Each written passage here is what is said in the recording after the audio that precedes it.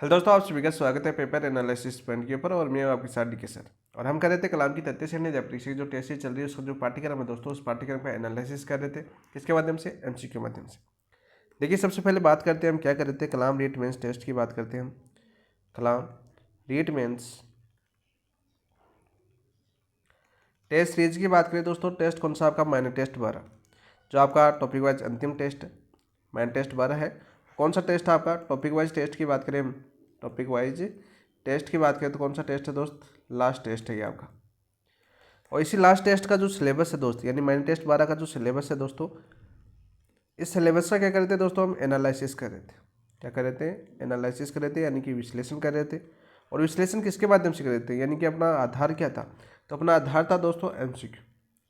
हम MCQ practice के माध्यम से जितने भी महत्वपूर्ण क्वेश्चन आए, जैसे आपके प्रीवियस ईयर क्वेश्चन पूछे गए, इसके साथ साथ कलाम लाइब्रेरी बैच की जो सीट है उसके क्वेश्चन है, और कलाम के टेस्टों के अंदर जो क्वेश्चन पूछे गए, वो सारे के सारे यहाँ पर आपको एनालिसिस करवा रहे थे। और उसके माध्यम से जो अपना टॉपिक था उस टॉपिक को कवर कर रहे थे। माइंड टेस्ट 12 के सिलेबस की बात करें दोस्तों, माइंड टेस्ट 12 के सिलेबस में एक टॉपिक था आपका सूचना प्रौद्योगिकी आईसीटी से। और यहाँ से कुल कितने क्वेश्चन पूछे जाएंगे? आपके 25 क्वेश्चन पूछे जाएंगे। यानी इन्फॉर्मेशन एंड कम्युनिकेशन टेक्नोलॉजी से कितने क्वेश्चन आएंगे आपके माइंड टेस्ट 12 के अंदर? 25 क्वेश्चन आएंगे। कितने आएंगे? 25 क्वेश्चन आएंगे। इन 25 क्वेश्चनों के लिए इस बुकलेट के 2 टॉपिक थे आपके। कितने टॉपिक थे आपके? 2 टॉपिक थे। देखते हो, बात करते हैं विशेष सूची की, तो आगे मैंने विशेष सूची लिया दूसरे पेज पर। ये देखिए दोस्तों, विशेष सूची की बात करते हैं। सबसे पहले बात करें, देखो आपकी सूचना प्रौद्योगिकी आधार, इसमें आपकी बात करें सबसे इजी क्वेश्चन पूछा जाता है, फुल फॉर्म वगैरह पूछ ली जाती है, जैसे लास्ट टाइम 2022 के अंदर पूछा गया था।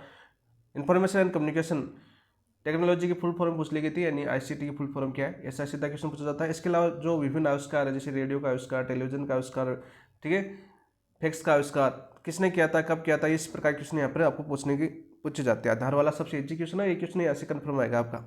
सबसे इंपॉर्टेंट टॉपिक मैंने बताया था कि सबसे ज़्यादा इंपॉर्टेंट टॉपिक कौन सा है आपका, तो वो है आपका सूचना प्रौद्योगिकी उपकरण, यानी टूल्स। ये बहुत ही ज़्यादा इंपॉर्टेंट टॉपिक है और यहाँ से काफ़ी अच्छे अच्छे क्वेश्चन आपके बनते हैं दोस्तों। यानी आईटी टूल्स की बात करें तो जैसे हार्डवेयर से बन जाता है, सॉफ्टवेयर से बन जाता है, आपका ऑपरेटिंग सिस्टम से क्वेश्चन बन जाता है, माइक्रोसॉफ्ट ऑफिस से आपके क्वेश्चन बन जाते हैं। सारे के सारे अच्छे डिटेल से आपको बताने का प्रयास किया गया। बहुत ही शानदार तरीके से हमारी एमसीक्यू क्लास हुई थी, और जिन दोस्तों ने शुरू से देखा है उनको काफ़ी बेनिफिट भी मिलेगा। तो आपको, जिन दोस्तों ने देखी तो प्लेलिस्ट के अंदर अपनी क्लासें पड़ी हुई है, आपकी आईसीटी के नाम से अपनी प्लेलिस्ट है, और इस प्लेलिस्ट में आपको पूरी क्लासें मिल जाएगी जो हमने की है।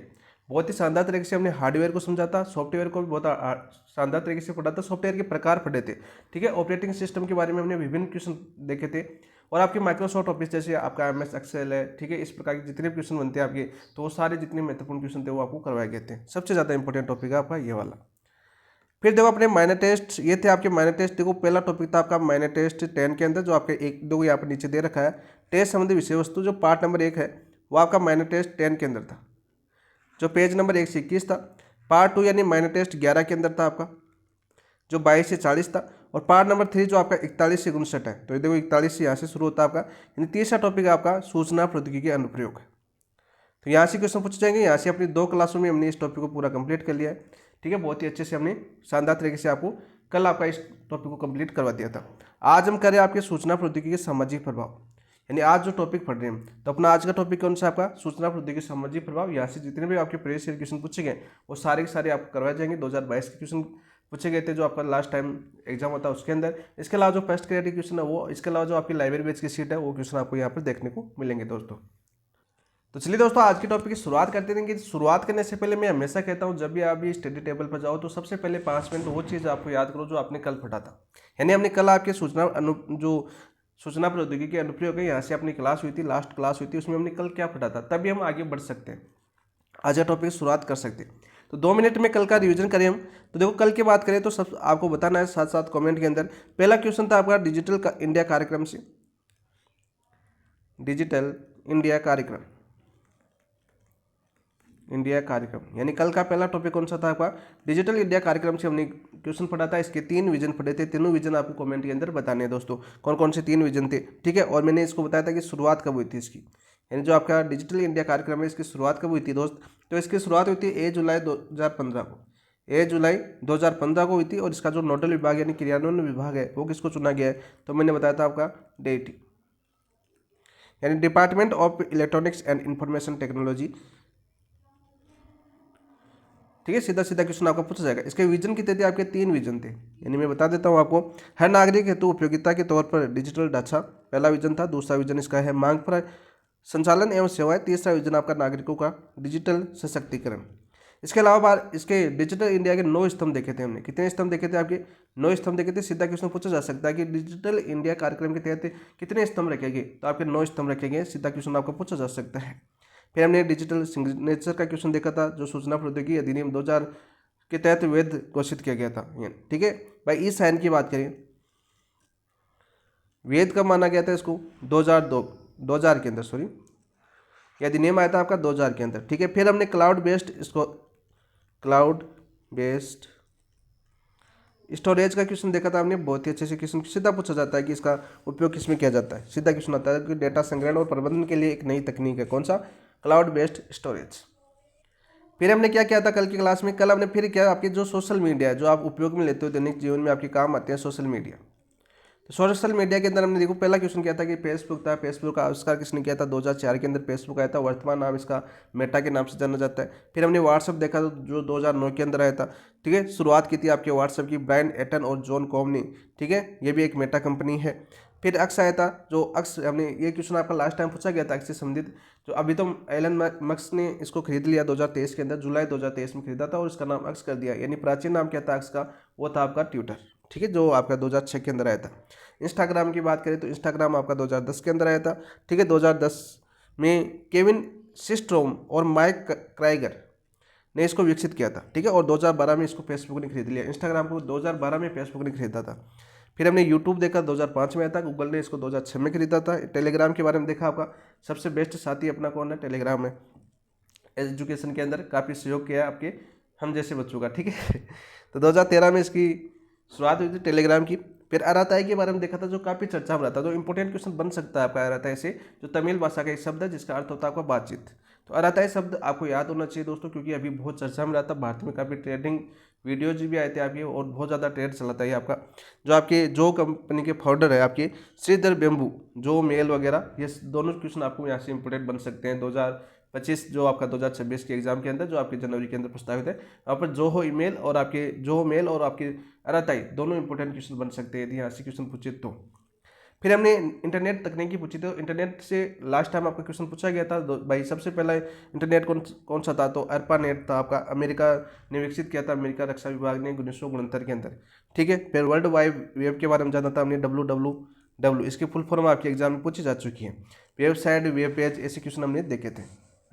इसके अलावा मोस्ट इंपोर्टेंट क्वेश्चन आपका लास्ट टाइम की बात करें तो प्रोटोकॉल से आपका क्वेश्चन आया था। तो वेब प्रोटोकॉल के बारे में हमने पढ़ा था। ठीक है, कौन कौन से वेब प्रोटोकॉल है? TCP और IP, दो प्रोटोकॉल इंपॉर्टेंट है आपके इंटरनेट के, क्योंकि ट्रांसमिशन कंट्रोल प्रोटोकॉल और इंटरनेट प्रोटोकॉल, इंटरनेट के दो प्रोटोकॉल होते हैं, पूछे जाते हैं। PP, point two point protocol. HTTP की फुल फॉर्म पूछी जाती है, हाइपरटेक्स्ट ट्रांसफर प्रोटोकॉल। ठीक है। URL के बारे में हमने जाना था। ठीक है। Domain name, GPS, IP address, search engine, ऐसे क्वेश्चन हमने देखे थे। फिर हमने देखा था आपका सूचना प्रौद्योगिकी में न्यूतन विकास। क्या देखा था हमने? सूचना प्रौद्योगिकी के न्यूतन विकास देखा था। तो वहाँ पर कृत्रिम बुद्धिमत्ता से हमारा शुरुआत हुई थी। ठीक है। क्लाउड कंप्यूटिंग देखा था हमने, ऑगमेंटेड रियलिटी यानी AR देखा था हमने। ठीक है। वर्चुअल रियलिटी देखा था हमने, देखा था ना IIT भुवनेश्वर वाला, उड़ीसा वाला क्वेश्चन। ठीक है। उत्कृष्टा के अंदर आपका स्थापित किया गया उड़ीसा के अंदर। ठीक है। डिजिटल मुद्रा जो आपके RBI ने जारी की है। ई वॉलेट, जो विभिन्न ई वॉलेट देखे थे हमने, जो SBI, जैसे SBI BD, SBI ने 2015 में लॉन्च किया था। फ्लिपकार्ट ने आपका फ़ोनपे लॉन्च किया, जो ई वॉलेट आपका पेज ऐप। ठीक है। भारत सरकार ने भीम ऐप, जो आपके 2022 में पूछा गया था। तो इस प्रकार के हमने क्वेश्चन देखे थे दोस्तों। फिर अंतिम पॉइंट था इस टॉपिक का, यानी सूचना प्रौद्योगिकी अनुप्रयोग का अंतिम टॉपिक कौन सा था आपका?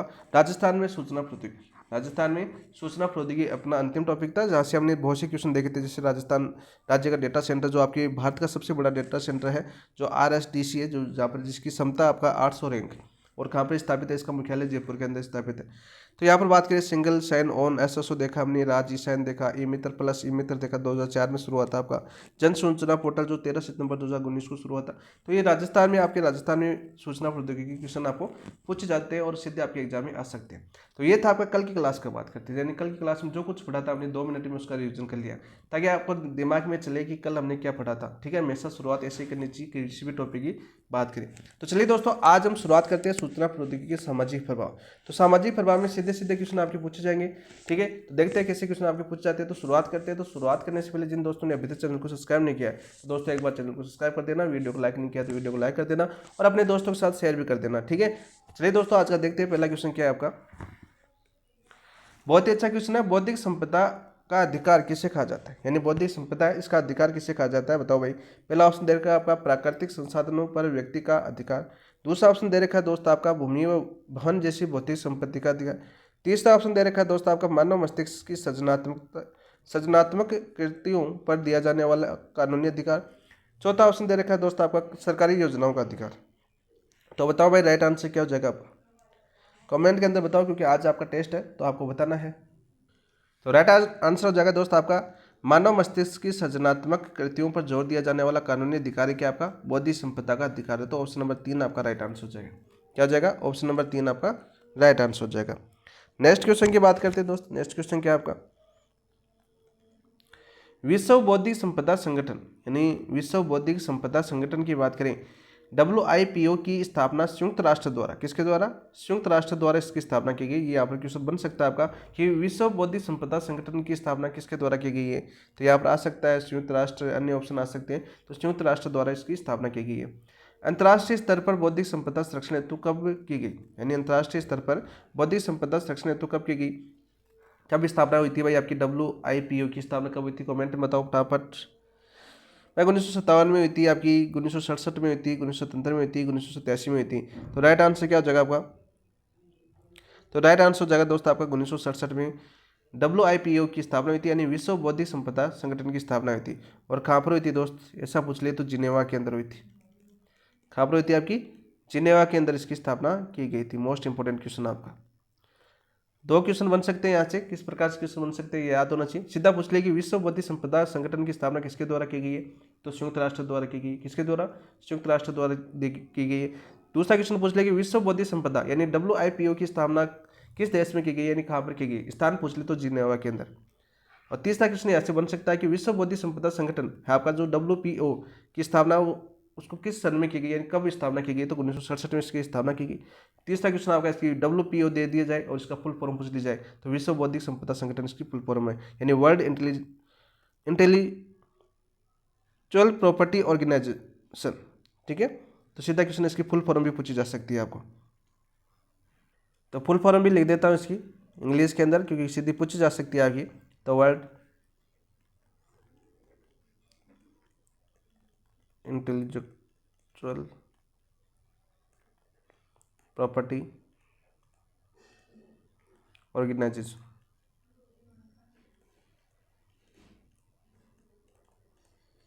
ठीक है, WIPO की सीधा क्वेश्चन आपका पूछा जा सकता है। ऑप्शन नंबर 2 आपका राइट आंसर है। नेक्स्ट क्वेश्चन की बात करते हैं दोस्तों। नेक्स्ट क्वेश्चन क्या आपका, बहुत ही अच्छा क्वेश्चन है और इंपॉर्टेंट क्वेश्चन है, क्योंकि फर्स्ट ग्रेड में तो पूछा जा चुका है, लेकिन आपके भी आ सकता है। निम्न में से कौन से बौद्धिक संपदा अधिकार ट्रिप्स समझौते के अंतर्गत आते हैं। आप ट्रिप्स समझौता की बात करें तो देखो, ट्रिप्स समझौता क्या आपका फुल फॉर्म आपको याद होनी चाहिए इसकी। सीधी पूछ लेगी ट्रिप्स की फुल फॉर्म बताओ, तो इसकी फुल फॉर्म क्या है दोस्त आपकी, तो इसकी फुल फॉर्म है agreement on the trade.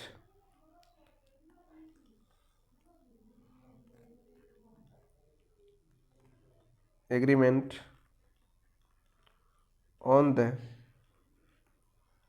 Trade related except of intellectual property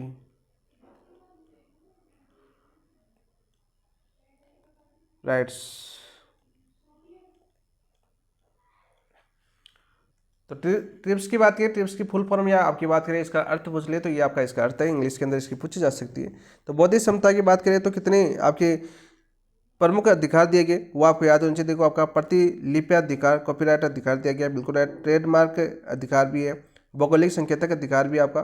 ठीक है, औद्योगिक डिजाइन अधिकार भी है। तो विकल्प की बात करें तो उपरोक्त सभी आपके, ऑप्शन नंबर 4 आपका राइट आंसर हो जाएगा।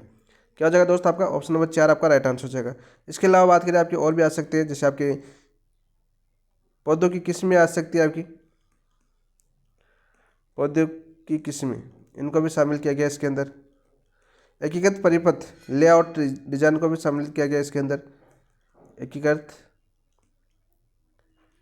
परिपथ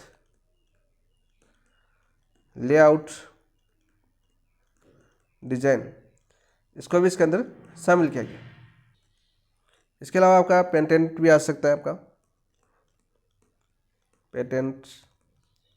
तो ये सारी किस्में शामिल किए गए दोस्तों, आपके ट्रिप्स समझौते के अंतर्गत शामिल किए गए।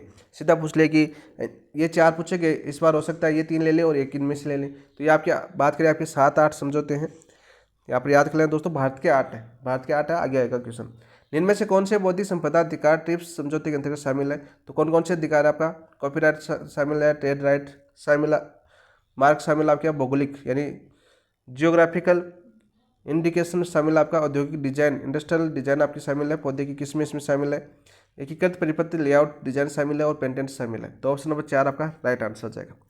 नेक्स्ट क्वेश्चन की बात करते हैं दोस्तों। नेक्स्ट क्वेश्चन क्या आपका,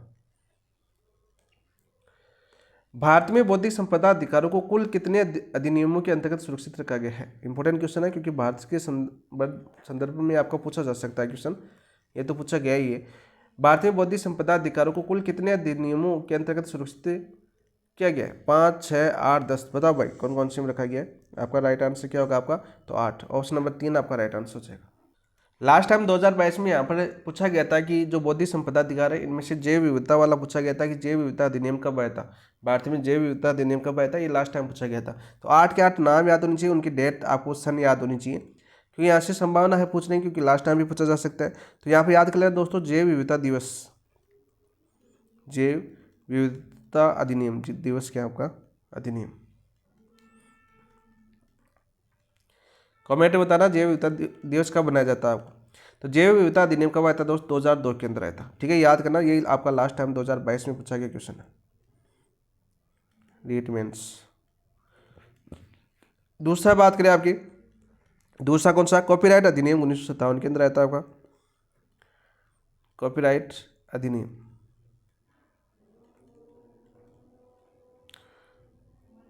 कब आया था आपका? 1957 के अंदर आया था। कब आया था? 1957 के अंदर। तीसरा क्वेश्चन पूछ लिया आपका, डिजाइन अधिनियम कब आया था आपका? डिजाइन अधिनियम आपका 2000 में आया था, डिजाइन अधिनियम ये कब आया था दोस्त आपका? 2000 के अंदर।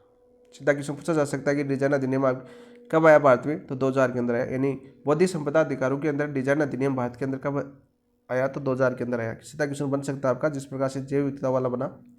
चौथा अधिनियम आया आपका पेटेंट अधिनियम 1970, पेटेंट अधिनियम ये कब आया था दोस्त? ये 1970 का है। ठीक है, सारे बता देता हूँ। पांचवा बात करें आपका पौधों की किस्मों और किसानों के अधिकारों का संरक्षण, पौधों की किस्मों एवं किसानों के अधिकार, किसानों के अधिकारों का संरक्षण अधिनियम की बात करें तो ये कब आया दोस्तों? 2001 के अंदर आया। कब आया दोस्त? 2001 के अंदर आपका आया। छठे की बात करें तो छठा कौन सा आपका भाई? छठा अधिनियम कौन सा है भारत का? तो वो आपका वस्तुओं के भौगोलिक संकेतों का रजिस्ट्रेशन, वस्तुओं के भौगोलिक संकेतों, भौगोलिक संकेतों का रजिस्ट्रेशन, का रजिस्ट्रेशन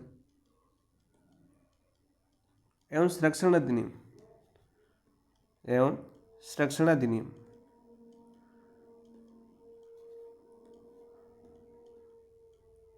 ये कब आया दोस्त? 1999 का अधिनियम है।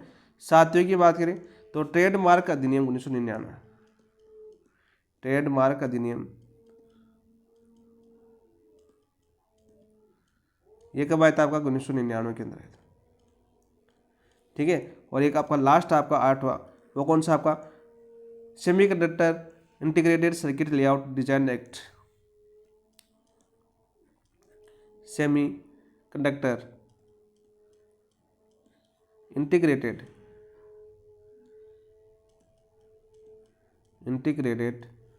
सर्किट लेआउट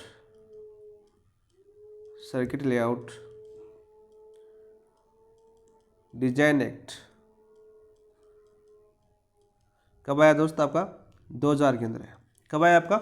2000 के अंदर है। तो ये सारे बात करें, सीधे क्वेश्चन पूछे जा सकते हैं आपके कि भारतीय बौद्धिक संपदा के अधिकारों में कुल कितने अधिनियमों के अंतर्गत सुरक्षित किया गया है? तो 8 अधिनियमों के अंदर, 8 के 8 अधिनियम मैंने बताए। यहाँ पर आपको देखो सीधा पूछा जा सकता है, ये क्वेश्चन सिंपल क्वेश्चन है तो 8 पूछे जा सकते हैं, या इनमें से कोई ये पूछ ले कि कौन सा अधिनियम कब आया, इस प्रकार से आपका क्वेश्चन बन सकता है, क्योंकि जैव विविधता वाला लास्ट टाइम पूछा गया है। ठीक है, या ऐसा पूछ ले कि इनमें से कौन सा असंगत है, यानी एक तरफ आपको दे दिया जाए क्वेश्चन कि जैव विविधता अधिनियम 2002, कॉपीराइट अधिनियम 1957, डिजाइन अधिनियम 2000 और पेटेंट अधिनियम 1970, या इनमें से एक असत्य दे दिया जाए और आपको ये पूछ लिया जाए। या हो सकता है इनमें से एक क्वेश्चन ऐसा प्रकार से पूछे कि 3 सत्य दे दिए जाए, सॉरी एक असत्य हो गया, ये तो क्वेश्चन बता दिया मैंने। हो सकता है आपके 3 असत्य दे दिए जाए इनमें से और उनकी डेट, ठीक है, और एक आपको सही सम्मिलित पूछ लिया, तो 3 प्रकार से ऐसे क्वेश्चन बन सकते हैं। तो ये आपकी बात करें, अधिनियम के वर्ष आपको याद होना चाहिए, अधिनियम का नाम आपको याद होना चाहिए। तो सारे के सारे एक बार याद कर लेना दोस्तों। तो ऑप्शन नंबर 3 आपका राइट आंसर हो जाएगा। समझ में आ गया ना? सारे अधिनियम पूछे जाते हैं, यहाँ पर सीधे क्वेश्चन पूछे जाते हैं कि सीधे पूछ लिया जाएगा कि कॉपीराइट अधिनियम कब आया? 1957 आ जाएगा, ये आपका सिंपल क्वेश्चन है। दूसरा क्वेश्चन पूछ ले कि निम्न में से असम्मिलित कौन सा है? तो मैं बताना चाहूँ आपको, पहला ऑप्शन आ जाए जैव विविधता अधिनियम 2002, कॉपीराइट अधिनियम 1957, तीसरा दे दूँ मैं डिजाइन अधिनियम 2000 और पेटेंट अधिनियम की डेट दे दूँ मैं 2001। तो यहाँ पर राइट असंगत कौन सा हो गया आपका? ऑप्शन नंबर 4, पेटेंट अधिनियम 2001 में नहीं आया, 1970 में आया। तो 2001 में कौन सा था? 2001 में था आपका पौधों की किस्मों एवं किसानों के अधिकारों का संरक्षण अधिनियम। तो इस प्रकार से क्वेश्चन आपके बन सकते हैं। तो ऑप्शन नंबर 3 आपका राइट आंसर। नेक्स्ट क्वेश्चन की बात करते हैं। अब देखिए यहाँ पर बात करते हैं आपकी कॉपीराइट संशोधन अधिनियम 2015। अब आपको 2015 देखो ये सीधा पूछा जा सकता है कि कॉपीराइट अधिनियम कब आया था आपका? सबसे पहले तो आपको ये याद होगा तभी तो करोगे ना। कॉपीराइट अधिनियम बताओ, पीछे बताया, अभी पीछे क्वेश्चन के अंदर कमेंट के अंदर बताओ कॉपीराइट अधिनियम कब आया था आपका? तो दोस्त कॉपीराइट अधिनियम आया था आपका 1957 के अंदर।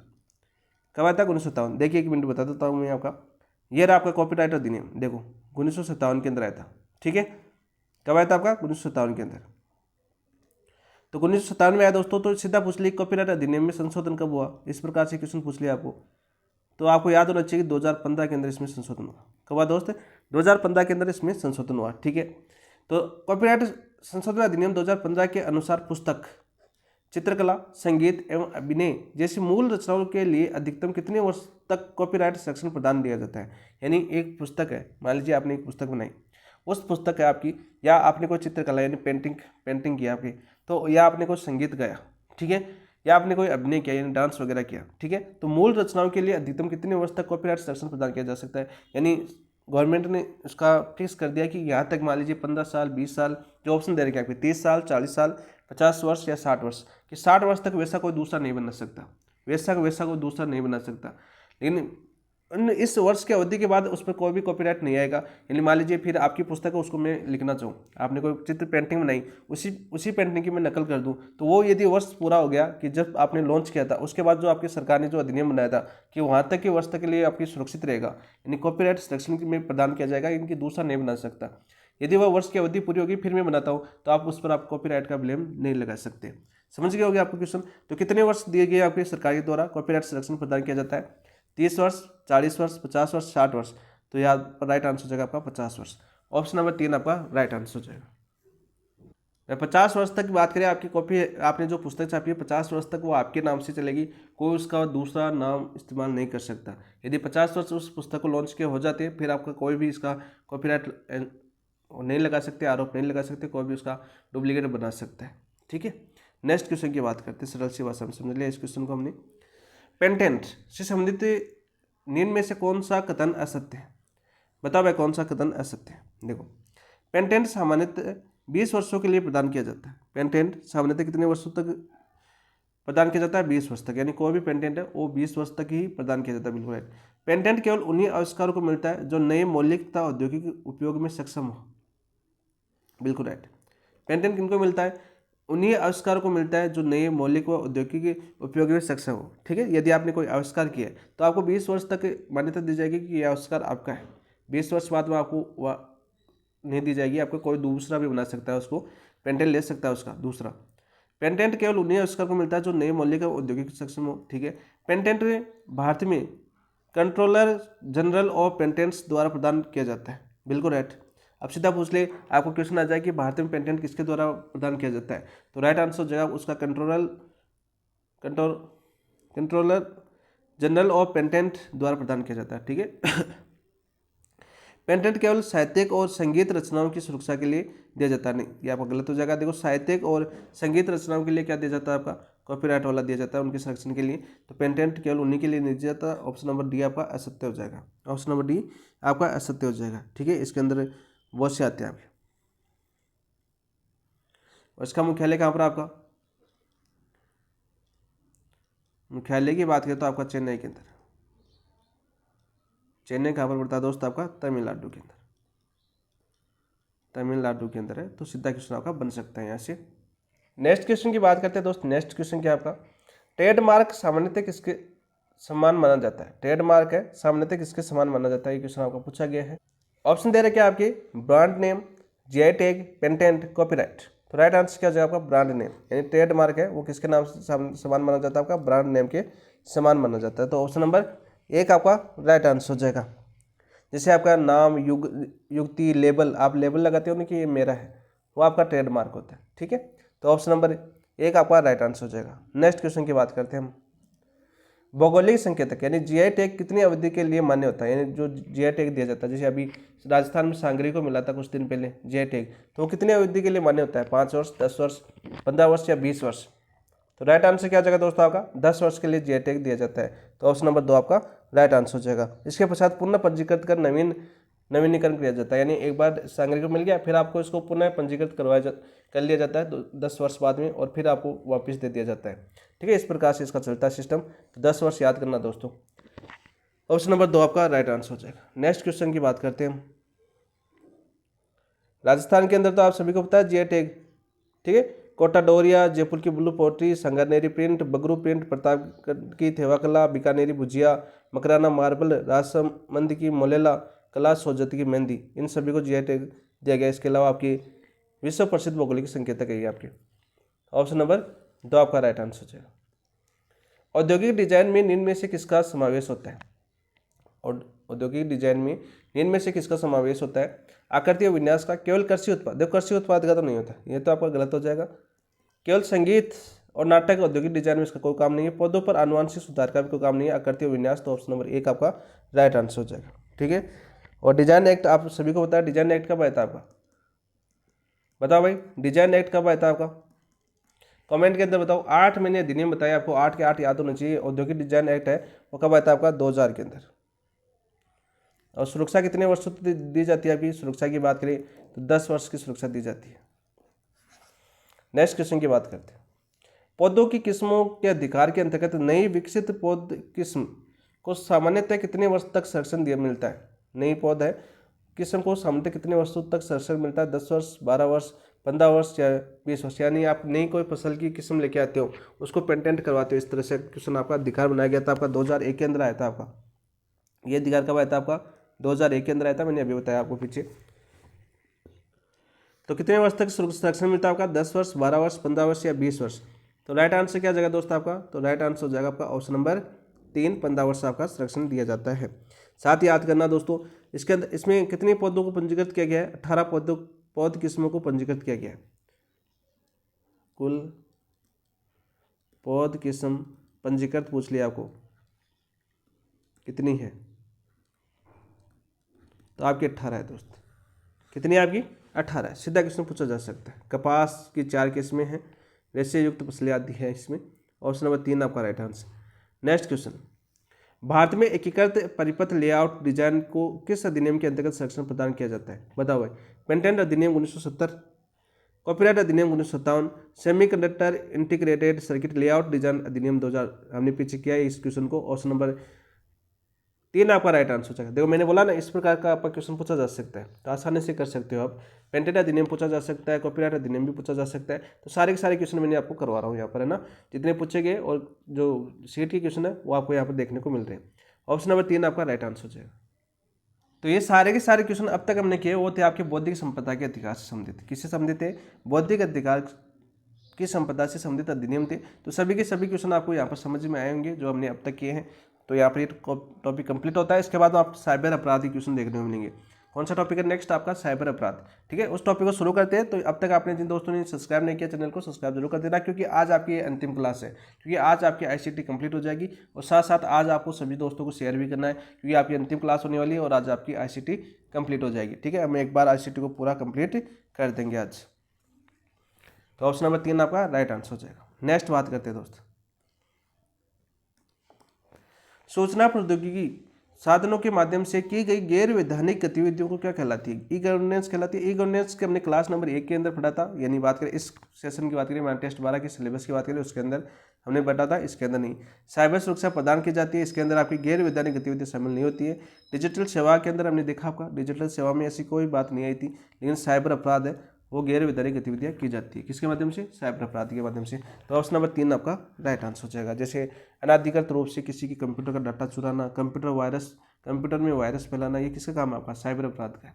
ठीक है, आपके बैंक अकाउंट खाली कर देना, आपको लूट लेना। ठीक है, तो ये किस में आता है? सारा का सारा मामला साइबर अपराध के अंदर आता है। तो ऑप्शन नंबर 3 आपका राइट आंसर हो जाएगा। आप देखो यार, साइबर जो प्रमुख साइबर अपराधों के प्रकार है वहाँ से क्वेश्चन पूछे जाते हैं आपके, वो देखते हैं हम। हैकिंग से संबंधित इनमें से कौन सा कथन असत्य है? कौन सा कथन असत्य है आपको ये बताना है कमेंट के अंदर। ठीक है, बताओ भाई राइट आंसर क्या हो जाएगा इसका? हैकिंग में कंप्यूटर प्रणाली में अनाधिकृत प्रवेश किया जाता है, बिल्कुल राइट। अनाधिकृत है आपका, अनाधिकृत प्रवेश किया जाता है, उसी को क्या बोलते हैं? आपके साइबर अपराध बोलते हैं। तो ये तो आपका बिल्कुल सत्य है। ठीक है, एथिकल बात करते हैं। एथिकल हैकिंग नैतिक व सुरक्षा उद्देश्यों के लिए की जाती है, बिल्कुल राइट भाई। एथिकल हैकिंग वो किसके लिए की जाती है? किस उद्देश्यों को पूरा करने के लिए की जाती है? तो नैतिक और सुरक्षा उद्देश्यों को पूरा करने के लिए की जाती है, बिल्कुल राइट। ठीक है, ब्लू बैंकिंग बात करें तो ब्लू बैंकिंग हैकिंग की बात करें तो क्या आपका ब्लूटूथ के माध्यम से डिवाइस में घुसपैठ का तरीका, तो ये क्या कहलाता है? आपका ब्लू बैंकिंग कहलाता है। तो बिल्कुल राइट। जैसे खोजे जा सकने वाले चालू ब्लूटूथ के माध्यम से डिवाइस तक पहुंच बनाई जा सकती है। जैसे आप ब्लूटूथ चालू रखते हो ना, तो आपके पास साइबर वाला आएगा और आपका अपना ब्लूटूथ ऑन करेगा। आप जैसे उस पर आपके पास मैसेज आएगा ब्लूटूथ पर भेजेंगे, तो आप ब्लूटूथ को कनेक्ट करने का प्रयास करोगे। किसका है पता नहीं, कोई फाइल भेज रही होगा, हो सकता है कोई मूवी आ रही होगी, तो आप कनेक्ट कर ले। तो लाइब्रेरी में ऐसा होता है। ठीक है, लाइब्रेरी में ऐसा होता है, हर कोई ब्लूटूथ कनेक्ट करने का प्रयास करता है। ठीक है, किसके गाने फ़ोन में क्या चल रहा है। ठीक है, जैसे ब्लूटूथ का मैसेज आता है वहाँ पर तुरंत कनेक्ट करने का प्रयास करते हैं उसको। ठीक है, और उसके अंदर उसके मतलब क्या हो जाता है? आपका हैंग हो जाता है, वो आपके डिवाइस तक पहुँचा जा सकता है। आपके डिवाइस के अंदर क्या है मटेरियल है वो सारा का सारा चुराया जा सकता है। तो उसे क्या बोलते हैं? आपके ब्लू बैंकिंग बोलते हैं। ठीक है, ये भी है। ब्लू बैंकिंग का उपयोग केवल इंटरनेट स्पीड बढ़ाने के लिए किया जाता है, नहीं, यह आपका गलत हो जाएगा। ठीक है, जैसे मैंने अभी बताया उसकी कॉल को सुन सकते हैं, मैसेज पढ़ सकते हैं। ठीक है, और उसके डिवाइस के पास पहुँच बनाई जा सकती है। तो ऑप्शन नंबर 4 आपका असत्य हो जाएगा, जो मैंने अभी बता दिया। एक अच्छे से डिटेल भी बताया, लाइब्रेरी का उदाहरण भी दिया आपको।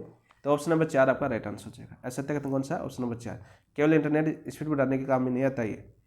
नेक्स्ट क्वेश्चन, इंटरनेट के माध्यम से किसी व्यक्ति का लगातार पीछा कर उसे नुकसान पहुंचाने या प्रताड़ित करने की कोशिश किसे कहा जाता है? साइबर हैकिंग कहा जाता है, साइबर स्टॉकिंग कहा जाता है, साइबर फिशिंग कहा जाता है, साइबर बुलिंग कहा जाता है।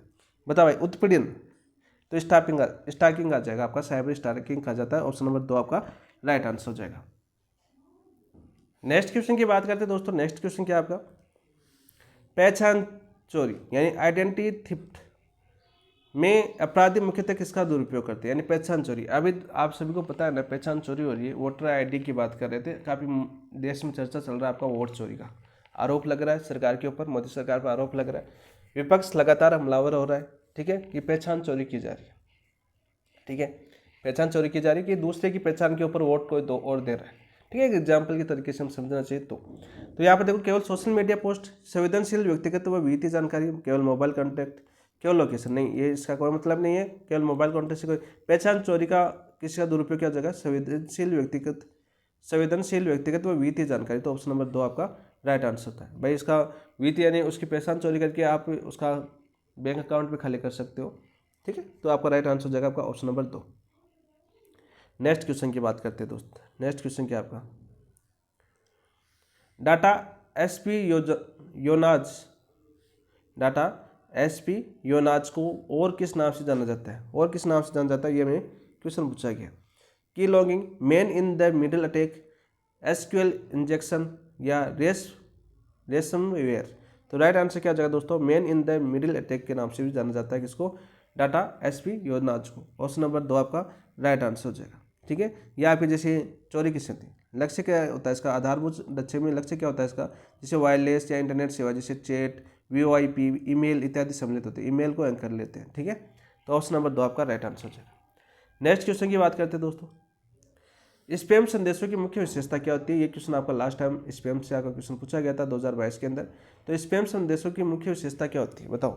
हमेशा पासवर्ड चुराते, अनचाहे होते हैं और अधिकतर विज्ञापन से भरे होते हैं, केवल बैंक धोखाधड़ी के लिए होते हैं, हमेशा वायरस होते हैं, नहीं हमेशा वायरस नहीं होते, कई बार कंपनी भी फ़ोन करती है, केवल बैंक धोखाधड़ी के लिए उपयोग नहीं होता आपका, ये अनचाहे होते हैं और अधिकतर विज्ञापन से भरे होते हैं। बिल्कुल राइट, तो ऑप्शन नंबर 2 आपका राइट आंसर हो जाएगा। ऑप्शन नंबर 2 आपका राइट आंसर हो जाएगा। जैसे नकली लॉटरी का झांसा देना, एग्जाम्पल के तौर पर समझे, जैसे नकली लॉटरी का साझा देना, झांसा देना, जैसे बहुत से बुक होती है आपकी, जैसे ऑथेंटिक बुक, आजकल ऑथेंटिक बुक का कोई नहीं करता, रिव्यू वगैरह कौन नहीं करता आजकल, ऑथेंटिक बुक को कोई नहीं बताता है, सिर्फ बोलते हैं कि ये बुक बहुत ज़्यादा इंपॉर्टेंट है, ये बुक बहुत ज़्यादा इंपॉर्टेंट है, ये बुक बहुत ज़्यादा इंपॉर्टेंट है, ऐसा बोलते हैं। ये ऐसा नहीं बोलते कि इसके अंदर क्या मटेरियल है, क्या है, इसका आपको बेनिफिट क्या मिलेगा। जैसे आपकी बात करें, कोई भी बुक का रिव्यू करे, हम एक एग्जाम्पल के तौर पर समझे, तो कोई भी बुक का रिव्यू करे, तो मैं आपको क्या बताना चाहूँगा, मैं आपको ये बताना चाहूँगा कि इसका बुक है, कवर है बहुत अच्छा है, पेज की क्वालिटी बहुत अच्छी है, बहुत शानदार है। ठीक है, आप किसी भी तरह से मोड़ सकते हो, बहुत ही अच्छा पेज है, इसके अंदर ये टॉपिक करवाइज, यानी आपके सिलेबस के अनुसार टॉपिक दिए हुए, ये नहीं पता कि उसके अंदर मैटर कैसा है, लेकिन आपको बताया कि पेज अच्छे हैं, क्वालिटी अच्छी है। ठीक है, ऊपर से जो बैकग्राउंड दिख रहा है वो अच्छा है। ठीक है, इसके अंदर टॉपिक क्रम वाइज दिए हुए हैं। ठीक है, क्या मैटर दिया हुआ ये नहीं बताऊँ आपको, तो वो क्या है, नकली है। तो ठीक है, दिखा हुआ यानी एक तरह से विज्ञापन है। ठीक है, अब यदि मैं आपको उस बुकलेट के अंदर यानी उस बुक के बारे में आपको बताऊं कि इसके अंदर जैसे ये है, जैसे आप किसी बात करो किसी बुक को ले लो, जैसे कलाम बुकलेट लेते हैं, तो कलाम बुकलेट के अंदर मैं बताऊं कि इसके अंदर ऑथेंटिक जो बुक है वहाँ से कॉपी करके यहाँ पर लिखा गया है। ठीक है, ये ऑथेंटिक बुकों से क्वेश्चन आए। ठीक है, ऐसा आपका क्वेश्चन पूछा जाता है। यदि लैंग्वेज के आधार पर बात करें तो इस ऐसी लैंग्वेज आपके क्वेश्चन में आती है, इस प्रकार का क्वेश्चन पूछा जाता है। जैसे बात करें स्पैम है, तो ये आपके कलाम बुकलेट के अंदर इतने नंबर पेज पर है, यहाँ से क्वेश्चन लास्ट टाइम 2022 में पूछा गया था, जहाँ पर सीधा जो लैंग्वेज है उसी लैंग्वेज में आपको क्वेश्चन पूछा गया था।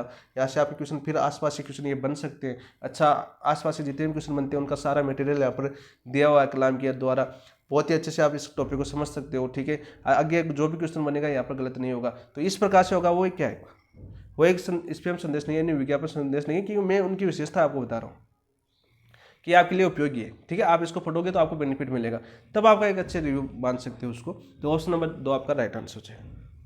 नेक्स्ट क्वेश्चन की बात करते हैं दोस्त, तो यहाँ पर क्वेश्चन दिया हुआ आपका ये मार्किंग नहीं, आपका मार्फिंग है। क्या आपका मार्फिंग, क्या कर लेना है, यहाँ पर मार्फिंग है। तो मार्फिंग का सही अर्थ क्या होता है बताओ भाई, मार्फिंग का सही अर्थ क्या होता है आपको बताना है कमेंट के अंदर। एक वायरस जो सिस्टम को नष्ट करता है, इंटरनेट के माध्यम से एक चित्र को अन्य चित्रों के साथ प्रस्तुत करता है, मार्फिंग कहलाता है। या केवल ईमेल हैकिंग तकनीक है, या पासवर्ड क्रैक करने की प्रक्रिया है। तो राइट आंसर क्या हो जाएगा, जो कंप्यूटर तथा कंप्यूटर के इंटरनेट अथवा कंप्यूटर के माध्यम से एक चित्र को अन्य चित्रों के साथ प्रस्तुत करना क्या कहलाता है, आपका मार्फिंग कहलाता है। तो ऑप्शन नंबर 2 आपका राइट आंसर हो जाएगा। नेक्स्ट क्वेश्चन की बात करते हैं दोस्त आपकी, फिशिंग में आमतौर पर अपराधी उपयोगकर्ता की जानकारी किस प्रकार प्राप्त करता है। फिशिंग में आमतौर पर अपराधी उपयोगकर्ता की जानकारी किस प्रकार प्राप्त करता है, ऐसा क्वेश्चन पूछे आपको। उपयोगकर्ता के सिस्टम को चलाकर, उपयोगकर्ता के घर जाकर पूछकर, तो घर जाकर पूछोगे तो जरूरत पड़ेगी आपकी। ठीक है, विश्वसनीय इकाई की फर्जी वेबसाइट बनाकर। तो ऑप्शन नंबर 3 आपका राइट आंसर है। आप सभी ने देखा होगा बहुत सी लूट होती है इसकी। विश्वसनीय इकाई है, जैसे आपके मान लीजिए आपकी एसोसो है, तो दूसरी आपने देखा होगा पीछे एक चर्चा में आता होता है, एसोसो की भी डुप्लीकेट साइट बना दी गई थी। ठीक है, और काफ़ी दोस्तों ने उस पर चालान काट दिया, फॉर्म भर दिया। आपने सुना होगा, मैंने देखा था 1-2 महीने की बात है, पीछे 2 या 3 महीने होंगे ज़्यादा से ज़्यादा, तो आपने भी सुना होगा इस चीज़ के बारे में। तो उसकी मान लो उसकी वेबसाइट बना दी ऑनलाइन। ठीक है, आपने फॉर्म अपने देश की थी, क्या किसी अपने देश की, क्या अपने राज्य की थी या दूसरे राज्य की थी, ये तो पता नहीं, लेकिन याद है मुझे ऐसी चर्चा आई थी न्यूज़ के अंदर। तो यहाँ पर फिशिंग, उसको क्या बोलते हैं, फिशिंग बोलते हैं, जो विश्वसनीय इकाई की फर्जी वेबसाइट बनाकर काम करना, ठीक है। आपने उस पर चालान वगैरह काट दिया, फॉर्म भर दिया आपने, फिर पता चला वो तो फर्जी थी, पूरे बैंक के अंदर इतने विद्यार्थियों के पैसे वहाँ पर चले गए, तो ऑप्शन नंबर 3 आपका राइट आंसर हो जाएगा। विश्वसनीय इकाई कि फर्जी वेबसाइट बनाकर उसको क्या बोलते हैं, फिशिंग बोलते हैं। नेक्स्ट क्वेश्चन की बात करते हैं दोस्तों, लॉजिक बम क्या है? लॉजिक बम क्या है दोस्तों, बताओ। एक उपकरण जो इंटरनेट की स्पीड बढ़ाता है, एक प्रोग्राम जो निश्चित समय या घटना के बाद सक्रिय होकर सिस्टम को नुकसान पहुंचाता है, एक ऐसा सॉफ्टवेयर जो सिस्टम की सुरक्षा बढ़ाता है, एक प्रकार का एंटीवायरस प्रोग्राम। तो लॉजिक बम क्या है दोस्तों, तो आपका लॉजिक बम आपका एक प्रोग्राम जो निश्चित समय या घटना के बाद सक्रिय होकर सिस्टम को नुकसान पहुंचाता है, तो ऑप्शन नंबर 2 आपका राइट आंसर हो जाएगा। नेक्स्ट क्वेश्चन की बात करते हैं दोस्तों आपकी, साइबर स्पूकिंग में अपराधी क्या करता है? भाई साइबर जो स्पूकिंग करता है उसमें अपराधी क्या करता है? पहचान छिपाकर संदेश भेजता है, लेकिन रिसीवर के पास ये याद स्रोत से आया हुआ दिखाई देता है। बिल्कुल, तो राइट आंसर क्या हो जाएगा आपका, ऑप्शन नंबर 1 आपका राइट आंसर हो जाएगा। ठीक है, अपराधी क्या करता है, अज्ञात स्रोत से संचार भेजता है, परंतु रिसीवर के पास क्या होता है, स्रोत के रूप में डिस्प्ले पर होता है। ठीक है, दूसरे के नाम को हैंग कर लेते हैं। ठीक है, जैसे टेलीग्राम पर आपने देखा होगा हैंग हो जाता है, जैसे अपने दोस्त का अकाउंट हैंग हो गया और उसके नाम से आपके लिए पैसों का मैसेज आता है या किसी अवांछित मैसेज वगैरह आ जाते हैं आपके पास, फिर दोस्त स्टेटस लगाता है कि मेरा फेसबुक हैंग हो गया, मेरा टेलीग्राम हैंग हो गया, तो वो क्या कहलाता है आपका, साइबर स्पूकिंग कहलाता है। ठीक है, यानी पहचान वाला आता है आपका, तो ऑप्शन नंबर 1 आपका राइट आंसर हो जाएगा। नेक्स्ट क्वेश्चन की बात करते हैं, साइबर स्कोटिंग का मुख्य उद्देश्य क्या होता है? साइबर स्कोटिंग का मुख्य उद्देश्य क्या होता है? वेबसाइट हैंग करना? नहीं। प्रसिद्ध डोमेन नाम पंजीकृत कर बाद में महंगे दामों पर बेचना, कंप्यूटर वायरस फैलाना? नहीं। ऑनलाइन गेमिंग बाधित करना? नहीं। प्रसिद्ध डोमेन नाम पंजीकृत कर बाद में महंगे दामों पर बेचना, ऑप्शन नंबर 2 आपका राइट आंसर हो जाएगा। नेक्स्ट क्वेश्चन की बात करते हैं दोस्तों, नेक्स्ट क्वेश्चन क्या आपका, सलामी हमला। सलामी हमला मुख्यतः किस प्रकार का अपराध है? बताओ भाई, सामाजिक अपराध, आर्थिक अपराध, तकनीकी अपग्रेड या नेटवर्क सुधार, किस प्रकार का अपराध है? तो आपका आर्थिक अपराध है। ये ऑप्शन 2 ऐसे कट रहे सीधे, तो ऑप्शन नंबर 2 आपका राइट आंसर हो जाएगा। सलामी हमला है वो कैसा आपका आर्थिक अपराध है। जैसे बैंक के सभी ग्राहकों के खातों से छोटी रकम जैसे 1 रुपये 2 रुपये काट के स्वयं के खाते में स्थानांतरित कर देते हैं। आपने देखा होगा कभी कभी आपके मैसेज आता है कि अपने अकाउंट से 2 रुपये कटे। अब हमें ये नहीं पूछते कभी भी बैंक के अंदर कि हमारे 2 रुपये कैसे कटे हैं, क्यों कटे हैं। कभी कभी हमारे बैंक अकाउंट से 50 रुपये का मैसेज कटने का आता है, ठीक है, डिपॉजिट, लेकिन बैंक ने कभी वो पैसे का नहीं, बहुत सी बार होता है ऐसा। जैसे हमारा 12 महीने से अकाउंट जो एटीएम है उसका चालान करता है 50 से 60 रुपये, लेकिन कभी कभी मंथली कटने लग जाता है 50 रुपये, तो बैंक थोड़ी काटता है, वो आपका अकाउंट से सिस्टम में सब कुछ मिले हुए होते हैं। तो आपके अपराध से बहुत से ज़्यादा अपराध चल रहे हैं, आपके भ्रष्टाचार आप सभी को पता कैसा है। तो ऑप्शन नंबर 2 आपका राइट आंसर है। नेक्स्ट क्वेश्चन की बात करें, पायरेसी किसका उल्लंघन करती है? बताओ भाई, पायरेसी किसका उल्लंघन करती है? मौसम रिपोर्ट, बौद्धिक एवं आर्थिक अधिकार, रक्त समय की पहचान, स्कूल समय सारणी। तो पायरेसी क्या हो जाएगा, बौद्धिक एवं आर्थिक अधिकार से संबंधित है, तो ऑप्शन नंबर 2 आपका राइट आंसर हो जाएगा। ऐसे क्वेश्चन पूछ जाएंगे सीधे क्वेश्चन सारे के सारे। नेक्स्ट क्वेश्चन की बात करते हैं, मिलीशियस सॉफ्टवेयर का मुख्य उद्देश्य क्या है? बताओ भाई, इंटरनेट की स्पीड बढ़ाना? नहीं, इंटरनेट की स्पीड बढ़ाना इसका मुख्य उद्देश्य नहीं है। केवल सोशल मीडिया चलाना भी इसका उद्देश्य नहीं है। डाटा बैकअप बनाना भी इसका उद्देश्य नहीं है। नेटवर्क में गड़बड़ी पैदा करना और जानकारी चुराना है क्या काम आपका मालिशियस सॉफ्टवेयर का प्रमुख उद्देश्य है, तो ऑप्शन नंबर 2 आपका राइट आंसर हो जाएगा। नेक्स्ट क्वेश्चन की बात करते हैं, बाल दुर्व्यवहार से जुड़े साइबर अपराध में अपराधी सामान्यतः क्या करते हैं? बाल दुर्व्यवहार में जुड़े साइबर अपराध में अपराधी सामान्यतः क्या करते हैं?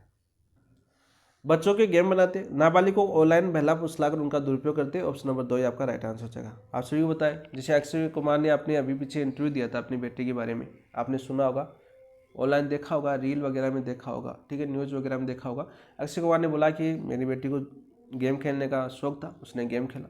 एक दिन इस प्रकार की अवांछित फोटो वगैरह बनाई गई या बेला पुस्तक उससे बोला गया, तुरंत ऐसे ऑनलाइन गेमिंग के बारे में बात करें। जैसे अभी ये आपकी बात करें, अभी चर्चा में है, उनको रोक भी लगाई है भारत सरकार ने, ठीक है, अधिनियम में है। तो ऐसे क्वेश्चन आपके पूछे जा सकते हैं, चर्चा वाले क्वेश्चन आपके आ सकते हैं एग्जाम के अंदर। तो याद करना दोस्तों, बाल दुर्व्यवहार से जुड़े साइबर अपराध में अपराधी सामने क्या करते हैं? नाबालिगों को ऑनलाइन बहला फुसलाकर उनका दुरुपयोग करते हैं। तो ऑप्शन नंबर 2 आपका राइट आंसर है। नेक्स्ट क्वेश्चन की बात करते हैं दोस्तों, बॉटनेट से संबंधित निम्न में से कौन सा कथन सत्य है? कौन सा कथन सत्य? बॉटनेट एक प्रकार का एंटीवायरस नहीं, बॉटनेट एक प्रकार का एंटीवायरस नहीं है। एक प्रकार का ट्राजन हॉर्स प्रकार का मालवेयर है, एंटीवायरस नहीं है, कैसा आपका मालवेयर है, तो ये तो आपका गलत हो जाएगा। बॉटनेट में अपराधी हजारों कंप्यूटरों का नियंत्रण बिना उपयोगकर्ता को पता चले ले लेता है, नहीं। हाँ, सत्य पूछा ना मैं, ठीक है। बॉटनेट में अपराधी हजारों कंप्यूटरों को नियंत्रण बिना, तो राइट आंसर क्या जाएगा आपका कि बॉटनेट में अपराधी हजारों कंप्यूटरों का नियंत्रण बिना उपयोगकर्ता को पता चले ही ले लेता है, तो ये आपका सत्य कथन है। तो ऑप्शन नंबर 2 आपका राइट आंसर है, क्योंकि किसी को पता भी नहीं चलता बॉटनेट के माध्यम से। आपने देखा होगा टेलीग्राम के ऊपर देखा होगा बोट का भी ऑप्शन आते हैं आपके, ये इस बोट पर मैसेज करो, इस पर मैसेज करो, ऑनलाइन कोर्स लेना तो इस पर मैसेज करो, बोट के काफ़ी क्वेश्चन आपने देखे होंगे। तो ऑप्शन नंबर 2 आपका राइट आंसर हो जाएगा दोस्त। नेक्स्ट क्वेश्चन की बात करते हैं, थोड़ा जल्दी कर लेते हैं। नेट एक्सटॉर्शन में मुख्य उद्देश्य क्या होता है? भाई नेट एक्सटॉर्शन है, इसका मुख्य उद्देश्य क्या होता है? तेज इंटरनेट करना? बिल्कुल नहीं। संवेदनशील जानकारी उजागर करने की धमकी देकर ब्लैकमेल करना? तो ऑप्शन नंबर 2 आपका राइट आंसर हो जाएगा। ये अपराध भी काफ़ी चर्चा में रहता है, बहुत ज़्यादा चर्चा में रहता है ये अपराध, संवेदनशील वाला, जानकारी उजागर करने की धमकी देकर ब्लैकमेल करना, बहनों के साथ बहुत ज़्यादा होता है ये चीज़ें। तो ऑप्शन नंबर 2 आपका राइट आंसर हो जाएगा। नेक्स्ट क्वेश्चन की बात करते हैं। Dose Daniel of service attack का प्रमुख प्रभाव क्या होता है? भाई डोज का प्रमुख प्रभाव क्या होता है दोस्त, बताओ। राइट आंसर क्या हो जाएगा? सर्वर की स्पीड बढ़ जाती है? नहीं, सर्वर की स्पीड नहीं बढ़ती है आपकी। सर्वर अत्यधिक गलत अनुरोधों के कारण सेवा देने में असमर्थ हो जाता है, तो ऑप्शन नंबर 2 आपका राइट आंसर है। आपने देखा होगा अभी 2-4 दिन से एसओसओ नहीं चल रही है आपकी, रीट वाली फॉर्म में प्रॉब्लम आ रही है, ठीक है, यानी चलता चलता है बाहर कर देता है, कभी कभी चलता नहीं है आपका, तो उसका सर्वर में क्या होता है आपका असमर्थ हो रहा है, ठीक है, यानी सर्वर अत्यधिक गलत अनुरोधों के कारण सेवा देने में असमर्थ हो जाता है। ये तो अपराध है, लेकिन मैं एक एग्जाम्पल की तरफ समझाने की बात कर रहा हूँ। तो उसके बाद में क्या होता है आपका सर्वर वो नहीं होती है आपकी। तो ऑप्शन नंबर 2 आपका राइट आंसर हो जाएगा, ठीक है। डोज अटैक यानी मुद्दे, इसका उद्देश्य होता है आपका ऑनलाइन सेवाओं को बाधित करना, इसका मुख्य उद्देश्य होता है। ऑनलाइन सेवाएं है ना, उसको बाधित करना इसका मुख्य उद्देश्य। नेक्स्ट क्वेश्चन, ट्रोजन अटैक किसे दर्शाता है? यानी ट्रोजन अटैक है वो किसे दर्शाता है आपका? उपयोगकर्ता को इंटरनेट स्पीड बढ़ाने वाला सॉफ्टवेयर, उपयोगी दिखने वाला प्रोग्राम जो नुकसान पहुंचाता है, उपयोगी दिखने वाला प्रोग्राम जो नुकसान पहुंचाता है, तो ये आपका राइट आंसर हो जाएगा। ये ट्रोजन अटैक कहलाता है। क्या कहलाता है? Trojan attack. नेक्स्ट क्वेश्चन की बात करते हैं दोस्त। अनधिकृत रूप से मूवी, बुक या डिजिटल सामग्री डाउनलोड करना किस श्रेणी में आता है? अनधिकृत रूप से। बहुत से दोस्त अनधिकृत रूप से डाउनलोड करते हैं। जिस दिन मूवी रिलीज होती है उसी दिन शाम को मूवी देखते हैं, वो सारी कैसे आपकी अनधिकृत, तो सैड है। तो यहाँ पर ये अपराध है, ये थेफ्ट है, साइबर एक्सटॉर्शन है या क्लिक इंजेक्शन है? तो राइट आंसर क्या जगह आपका? थेफ्ट। ऑप्शन नंबर 2 आपका राइट आंसर हो जाएगा। नेक्स्ट क्वेश्चन की बात करते हैं हम। देखो इसको थोड़ा छोटा कर लेता हूं मैं।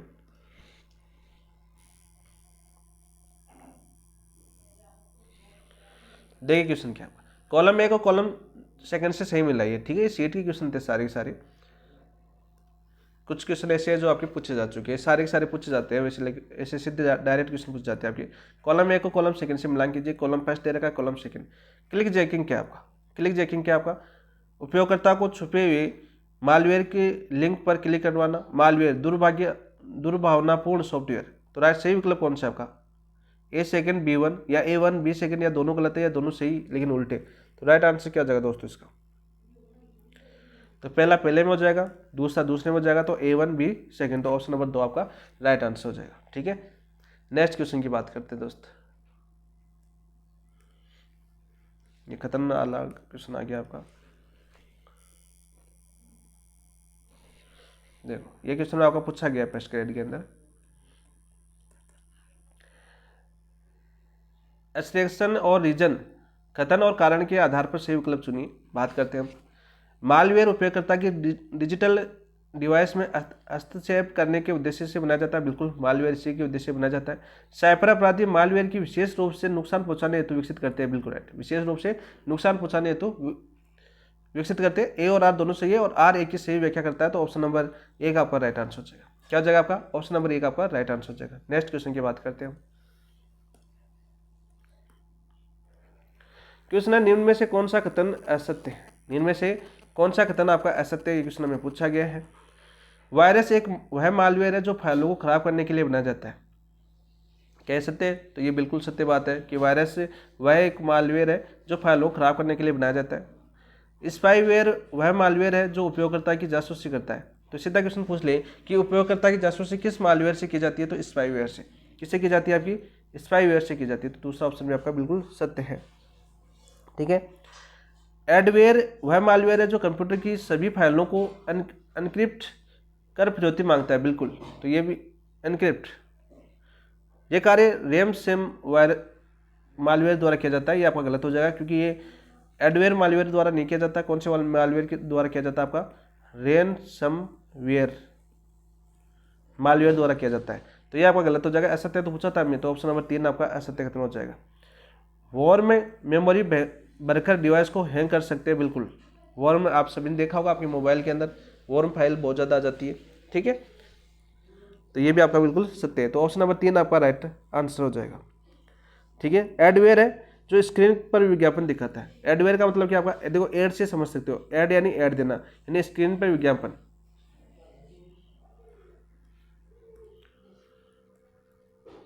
स्क्रीन पर विज्ञापन दिखाना।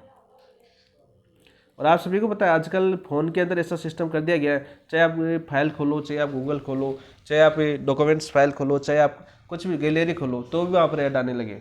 ठीक है, इतने ऐड आने लगे बहुत ज़्यादा। ठीक है, जब भी आप फाइल खोलोगे, फाइल मैनेजर के अंदर जाओगे, आपको पहले ऐड दिखाया जाएगा, फिर फाइल मैनेजर का ओपन होगा। तो आप सभी देखा होगा, आप सभी के पास मोबाइल यूज करते हो आप। तो ऑप्शन नंबर 3 आपका राइट आंसर हो जाएगा। नेक्स्ट क्वेश्चन की बात करते हैं दोस्त। देखो, ये क्वेश्चन भी बहुत अच्छा क्वेश्चन पूछा गया आपका। निम्न में से कौन सा कथन असत्य है? असत्य कथन पूछा है क्वेश्चन में। तो देखिए, पहला ऑप्शन क्या दे रखा है आपका? पहला ऑप्शन दे रखा है आपका, सॉफ्ट लिफ्टिंग में लाइसेंस प्राप्त सॉफ्टवेयर को लाइसेंस शर्तों का उल्लंघन करते हुए कई कंप्यूटरों पर इंस्टॉल किया जाता है। बिल्कुल सत्य बात है ये तो आपकी। ठीक है। OEM अनबंडलिंग का अर्थ किसी प्रोडक्ट के साथ मिलने वाले सॉफ्टवेयर से अलग से बेचना है। बिल्कुल राइट। जालसाजी में ऑनलाइन चोरी या हार्ड डिस्क लोडिंग जैसे कार्य शामिल होते हैं। बिल्कुल राइट। सॉफ्टवेयर लाइसेंस का उपयोग केवल सॉफ्टवेयर को कॉपी करने की अनुमति देने के लिए किया जाता है, उपयोग करने के लिए नहीं। ये आपका गलत हो जाएगा। ठीक है, ऐसा हो जाएगा क्योंकि सॉफ्टवेयर लाइसेंस सॉफ्टवेयर को उपयोग करने के अधिकार के लिए दिया जाता है, केवल कॉपी करने के लिए नहीं। यानी उपयोग करने के लिए अधिकार दिया जाता है, कॉपी करने के लिए नहीं। उल्टा दे रखा था इसके। तो ऑप्शन नंबर 4 आपका राइट आंसर हो जाएगा। नेक्स्ट क्वेश्चन की बात करते हैं दोस्त।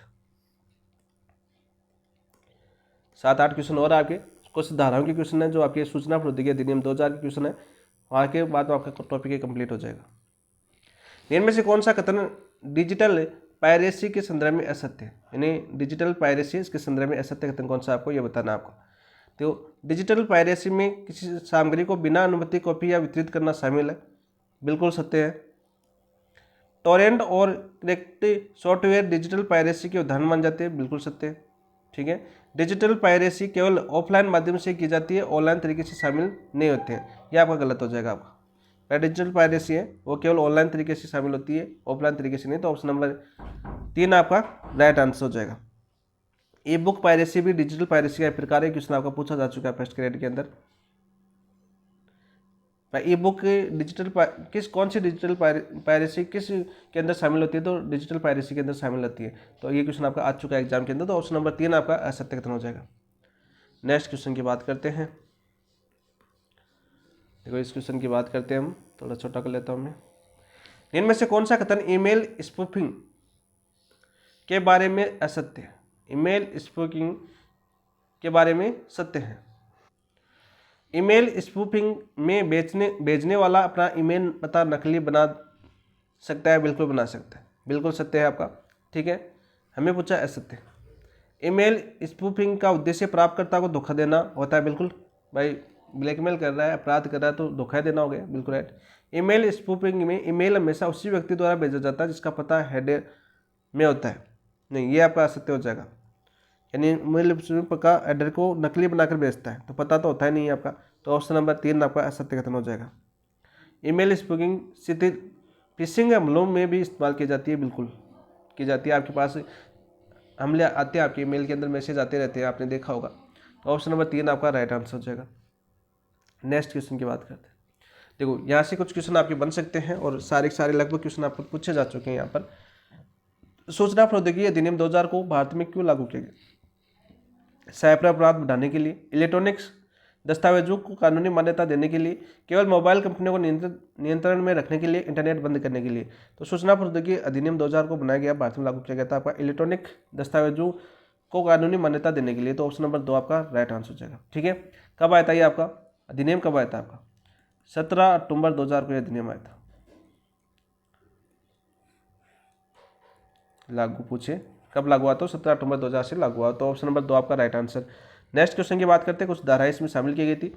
सूचना प्रौद्योगिकी अधिनियम की धारा 65 किससे संबंधित है? आपत्तिजनक संदेश भेजना, कंप्यूटर सोर्स कोड से छेड़छाड़, बैंक धोखाधड़ी या मोबाइल चोरी। तो राइट आंसर क्या हो जाएगा आपका कंप्यूटर सोर्स कोड से छेड़छाड़ करना है, क्या है आपका धारा 65 को शामिल किया गया है इस अपराध को।